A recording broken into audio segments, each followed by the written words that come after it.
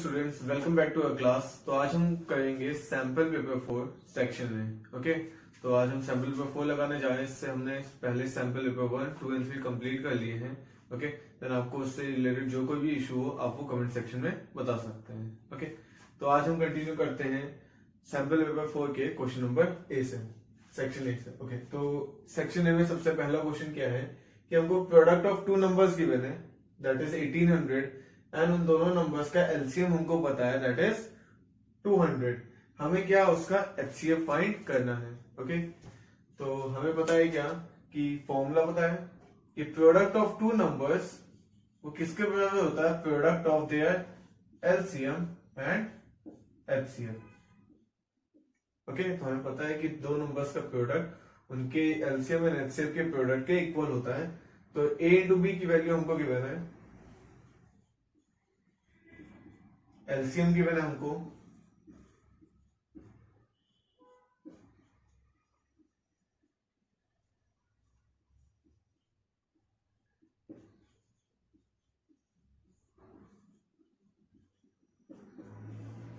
Okay. तो finally हमें इसे सॉल्व करके एचसीएफ कितना मिल गया है, एचसीएफ इज इक्वल टू 9। तो देखते हैं किस ऑप्शन से मैच करता है। ओके, तो ये हमारे ऑप्शन ए से मैच कर रहा है। ओके ओके, तो इसमें काफी इजी था कि हमको पता होना चाहिए कि ये कॉन्सेप्ट क्या है यहाँ पे, कि product of two numbers is equal to product of their LCM and HCF. Then हमने बस सिंपली उनकी वैल्यू सब्स्टिट्यूट कर दिया, एचसीएफ की वैल्यू कैलकुलेट कर ली। ओके, तो ये था हमारा क्वेश्चन नंबर 1। नेक्स्ट आते हैं क्वेश्चन नंबर 2 पे। क्वेश्चन नंबर 2 में गिवन है, if alpha and beta are the zero of the quadratic polynomial. एक क्वाड्रेटिक पॉलिनोमियल है, वो मैं लिख देता हूँ।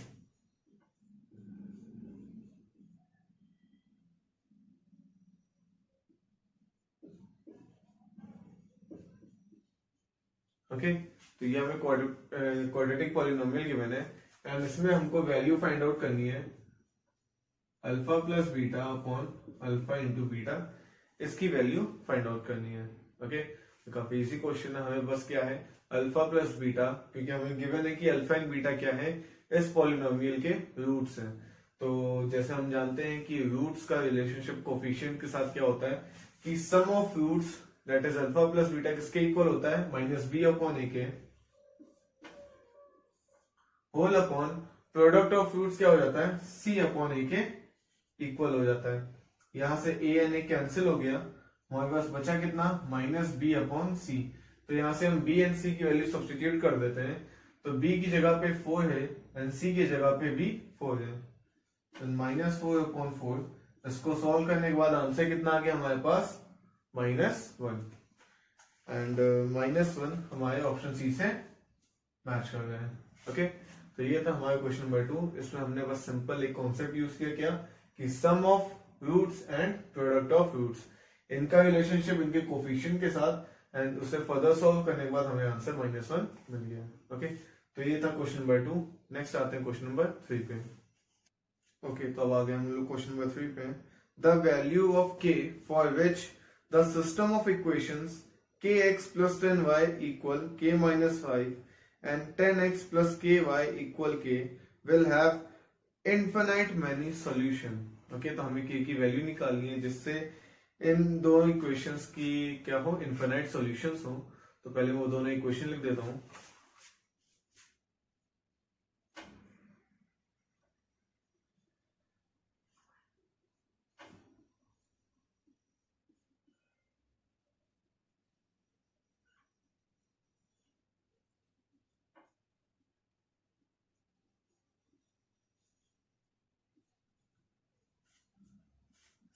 ओके, तो यहाँ पे हमें सिचुएशन क्या है कि इनफिनाइट मैनी सॉल्यूशंस हो। देन इनफिनाइट मैनी सॉल्यूशंस के लिए क्या क्राइटेरिया चाहिए होता है कि वो दोनों लाइंस कैसी होनी चाहिए, कोइंसिडेंट होनी चाहिए। ओके, एक दूसरे को ओवरलैप करनी चाहिए। देन ओवरलैप का क्राइटेरिया क्या होता है, देख लीजिए।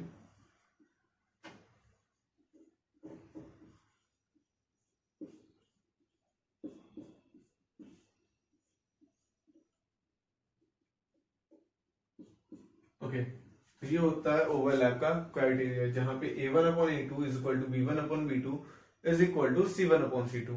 ओके, तो हम क्या करते हैं, यहाँ पे वैल्यू सब्स्टिट्यूट कर देते हैं।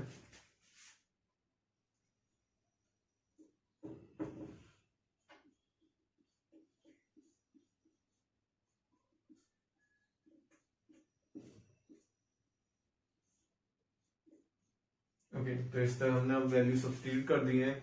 हम इनमें से किन्हीं भी दो रेशियोज को यूज करके के की वैल्यू फाइंड आउट कर सकते हैं। तो हमने ये पहले दोनों रेशियोज ले लिए, इनको सॉल्व कर लेते हैं by cross multiplication.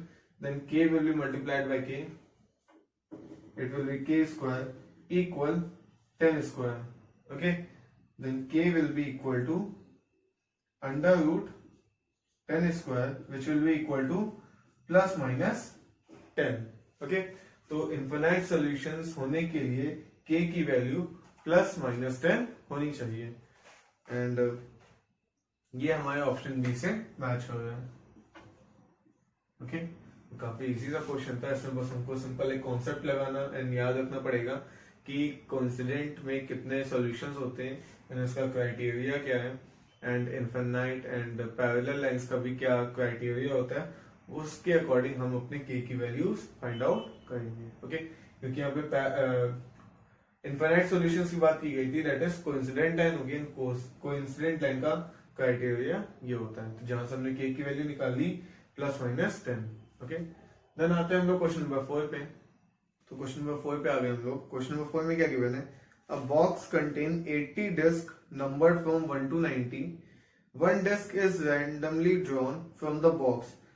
Find the probability that it bears a prime number less than 30. Okay, तो एक बॉक्स में टोटल 80 डिस्क हैं जिसमें 1 से लेकर 90 तक नंबर्स लिखे हुए हैं। हमने रैंडमली उसमें से एक डिस्क उठाई, तो हमें प्रोबेबिलिटी निकालनी है कि वो जो डिस्क होगी वो एक प्राइम नंबर वाली डिस्क होगी जो 30 से कम होगी। तो हम पहले 30 तक सारे प्राइम नंबर्स लिख लेते हैं।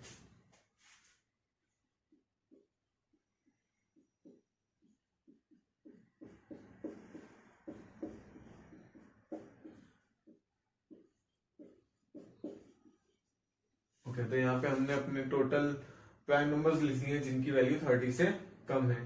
तो इन सबको काउंट करने के बाद टोटल प्राइम नंबर्स कितने आ गए हमारे पास, 10 प्राइम नंबर्स आ गए। मींस 10 हमारे क्या है, फेवरेबल आउटकम है। ओके, देन पॉसिबल आउटकम्स कितने हैं, क्योंकि उस बॉक्स में 80 डिस्क थे, देन पॉसिबल आउटकम्स कितने हो गए, 80।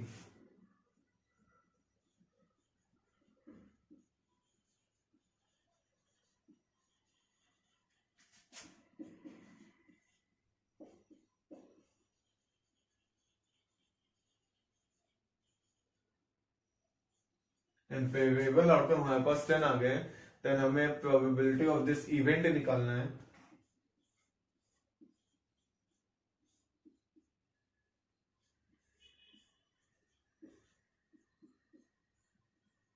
एंड इसको सॉल्व करने के बाद आंसर कितना आ गया हमारे पास, 1/8, एंड 1/8 हमारा ऑप्शन ए है। ओके, तो काफी इजी था क्वेश्चन नंबर 4 भी। इस पे बस हमको याद रखना था कि 2 से 29 तक हमको प्राइम नंबर्स पता होने चाहिए। तो इसके बाद हमने पता है कि उसमें फेवरेबल मींस पॉसिबल आउटकम्स कितने थे, 80। देन हमने प्रोबेबिलिटी ऑफ दिस इवेंट निकाल दिया जो है favourable outcome upon possible outcomes. Okay, तो ये था हमारा क्वेश्चन नंबर 4। नेक्स्ट आते हैं हम लोग क्वेश्चन नंबर 5 पे। ओके, तो क्वेश्चन नंबर 5 में हमको क्या गिवन है, the area of a circle that can be inscribed in a square of side 2.8 centimetre. Okay, तो हमें उस सर्कल का एरिया निकालना है जो एक स्क्वायर के अंदर आ सकता है, एंड स्क्वायर की साइड कितनी गिवन है, 2.8। ओके, देन हमें पता है कि diameter of the circle will be equal to side of the square.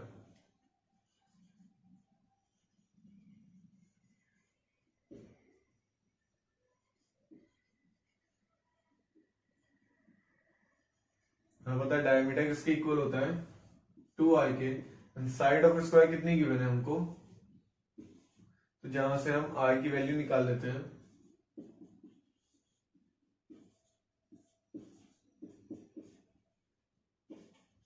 जहां से रेडियस हमारा कितना निकला है, 1.4। अब हम इस रेडियस को यूज करके एरिया ऑफ सर्कल कैलकुलेट कर सकते हैं।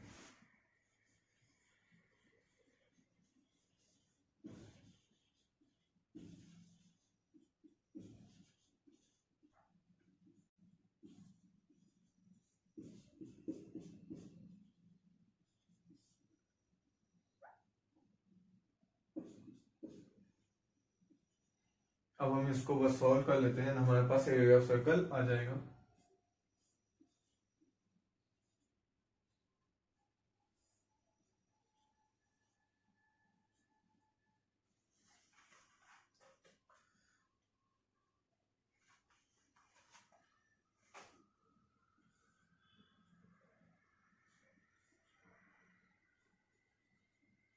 तो हमारे पास आंसर कितना आ गया, 6.16 सेंटीमीटर स्क्वायर, एंड ये हमारे ऑप्शन डी से मैच कर रहा है। ओके, एंड ये था हमारा क्वेश्चन नंबर 5, जिसमें हमें क्या निकालना था, एरिया ऑफ सर्कल निकालना था, जिसमें हमें जो एक स्क्वायर के अंदर था जिसकी साइड थी 2.8, तो हमने वो फिनोमेना यूज करके रेडियस निकाल लिया। देन रेडियस निकालने के बाद हमने एरिया ऑफ सर्कल में रेडियस की वैल्यू प्लेस कर दी एंड हमें एरिया ऑफ सर्कल मिल गया। ओके, तो ये था क्वेश्चन नंबर 5। नेक्स्ट आते हैं हम लोग क्वेश्चन नंबर 6 पे। ओके, चलिए कंटिन्यू करते हैं हम लोग। क्वेश्चन नंबर 6 है। क्वेश्चन नंबर 6 में क्या पूछ रहा है, the largest number which divides 377, 286 and 421, leaving reminder 9, 10 and 7 respectively. Okay, तो मैं नंबर्स लिख देता हूं सबसे पहले।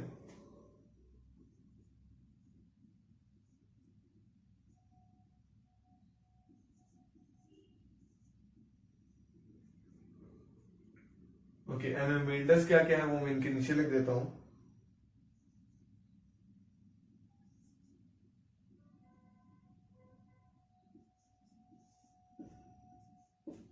ओके, तो हमें क्या करना है कि हम इनके रिमाइंडर्स को इन गिवन नंबर से माइनस कर देते हैं, फिर जो हमें नंबर मिलेगा उसका हम एचसीएफ निकाल लेते हैं। तो पहले इनको हम माइनस कर देते हैं, दैट इज 377 माइनस 9,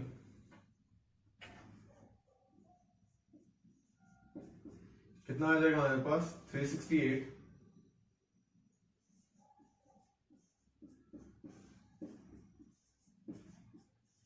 नेक्स्ट आता है 421।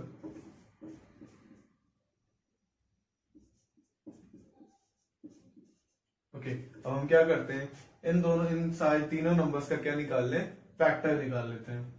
तो इसके फैक्टर्स कितने हो जाएंगे,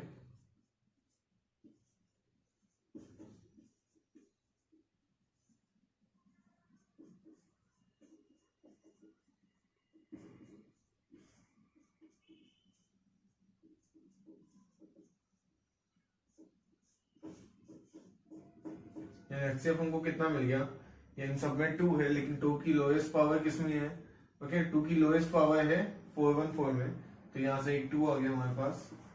एंड इन सब में कॉमन क्या है, 23 आ गया। एंड क्योंकि 3 सिर्फ इन दोनों में है उसमें नहीं, इसलिए हम 3 को कॉमन नहीं ले सकते, जिसकी वजह से हमारे पास एचसीएफ कितना आ गया, 46, एंड ये हमारे ऑप्शन बी से मैच हो गया है। ओके, काफी इजी क्वेश्चन था, हमको वो सबसे हाईएस्ट नंबर निकालना था कि अगर 46 इन तीनों को डिवाइड करेगा, देन ये 46 से डिवाइड होने के बाद 9 रिमाइंडर लीव करेगा, ये डिवाइड होने के बाद 10, एंड ये डिवाइड होने के बाद 7 रिमाइंडर लीव करेगा। ओके, तो ये था हमारा क्वेश्चन नंबर 6। नेक्स्ट आते हैं हम लोग क्वेश्चन नंबर 7 पे। ओके, तो अब आ गए हम लोग क्वेश्चन नंबर 7 पे। क्वेश्चन नंबर 7 में हमको क्या डेटा गिवन है, 2 sin theta minus √3 equal 0। Then हमें वैल्यू किसकी फाइंड करनी है, 4 cos cube theta minus 3 cos theta, हमें इसकी वैल्यू फाइंड आउट करनी है। हम क्या कर लेते हैं, सबसे पहले ये जो गिवन डेटा है इसको और सॉल्व कर लेते हैं।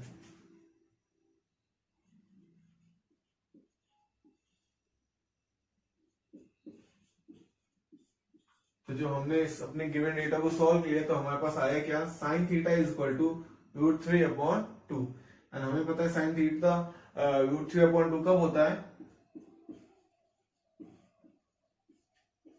साइन 60 डिग्री पे।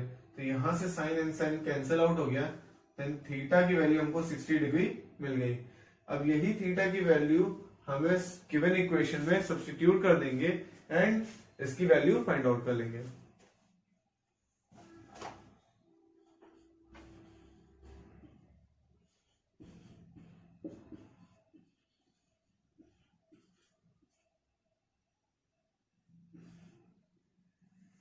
ओके, तो हम लोग cos 60 की वैल्यू जानते हैं कितनी होती है,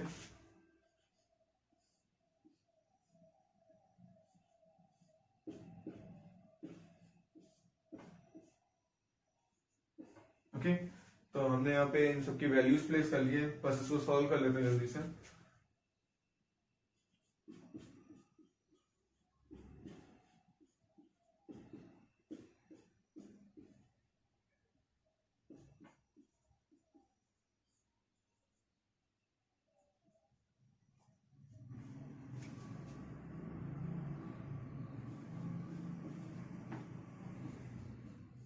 तो हमारे पास वैल्यू कितनी आ गई, -1, एंड ये हमारे ऑप्शन ए से मैच हो रहा है।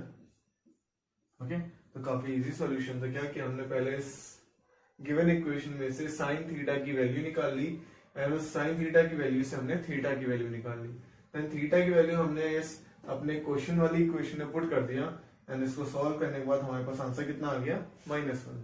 ओके, जो हमारे ऑप्शन ए से मैच कर रहा था। तो ये था हमारा क्वेश्चन नंबर 7। नेक्स्ट आते हैं क्वेश्चन नंबर 8 पे। क्वेश्चन नंबर 8 पे हमको क्या गिवन है, एक ट्रायंगल एबीसी है एंड डीसी जो है वो बीसी के पैरेलल है, then according to BPT theorem क्या हो जाएगा कि एडी का रेशियो बीडी से मींस करस्पॉन्डिंग साइड्स का रेशियो इक्वल हो जाएगा, दैट इज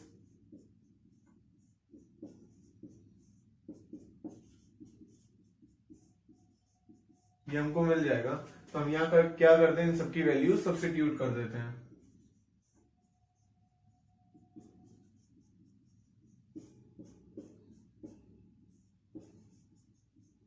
अब क्या करते हैं हम, सिंपली हमको एक्स की वैल्यू फाइंड आउट करनी है, तो हम इसमें क्रॉस मल्टीप्लिकेशन कर देते हैं।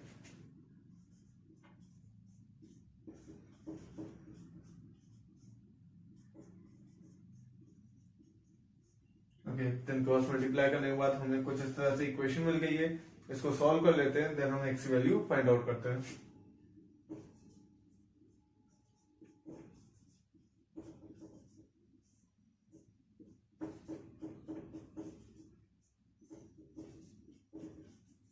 तो एक्स की वैल्यू हमारे पास कितनी आ गई, 4।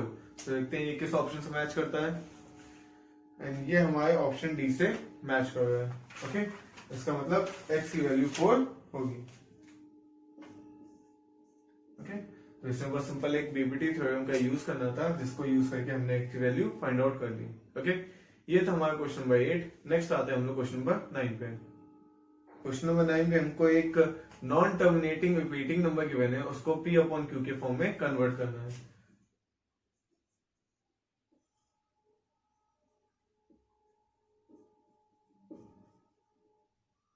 इस नंबर को हमको P अपॉन Q के फॉर्म में कन्वर्ट करना है।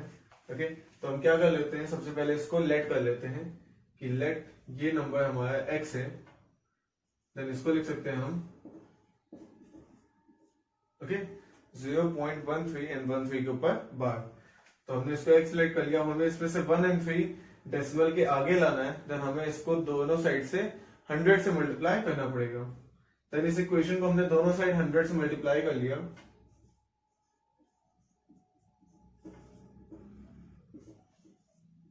तो ये इक्वेशन मिल गई। अब हम क्या करते हैं, दोनों इक्वेशंस को माइनस कर देते हैं।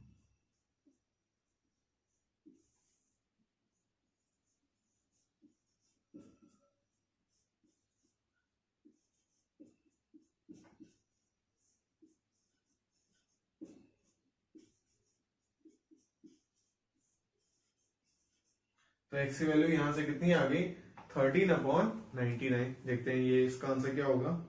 ओके, ये हमारे ऑप्शन सी से मैच कर रहा है, इसका मतलब x इज इक्वल टू 13/99 है। हमने इसको P अपॉन Q के फॉर्म में कन्वर्ट कर दिया, क्योंकि ये आगे और सॉल्व नहीं हो सकता है, तो फाइनली आंसर कितना आ गया, 13/99। ओके, ये था हमारा क्वेश्चन नंबर 9। नेक्स्ट आते हैं हम लोग क्वेश्चन नंबर 10 पे। ओके, तो अब आ गए हम लोग क्वेश्चन नंबर 10 पे। क्वेश्चन नंबर 10 में हमको ये दो इक्वेशंस गिवन है, एंड हमें उसमें ऑप्शंस क्या क्या गिवन है, inconsistent, consistent, parallel and none of these. तो सबसे पहले तो हम निकाल लेते हैं कि इनका क्या क्राइटेरिया निकल रहा है, कि हम इनके कोफिशिएंट्स का रेशियो निकाल लेते हैं। ओके, तो कोफिशिएंट का रेशियोस निकालते हैं, दैट इज a1/a2 b1/b2। पहले ये दोनों निकाल के देख लेते हैं हम लोग।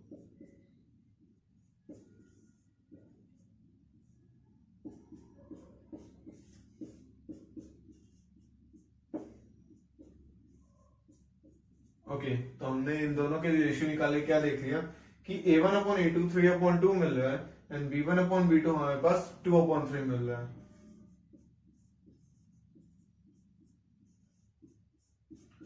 इसलिए ये दोनों कोफिशिएंट के रेशियोज क्या एक दूसरे के इक्वल नहीं है। तो इसका मतलब ये क्राइटेरिया किसका होता है, इंटरसेक्टिंग लाइंस का होता है। एंड इंटरसेक्टिंग लाइंस किस टाइप के हैं, कंसिस्टेंट टाइप के हैं। इसका मतलब इसका ऑप्शन नंबर बी करेक्ट है। ऑप्शन बी क्या है, कंसिस्टेंट।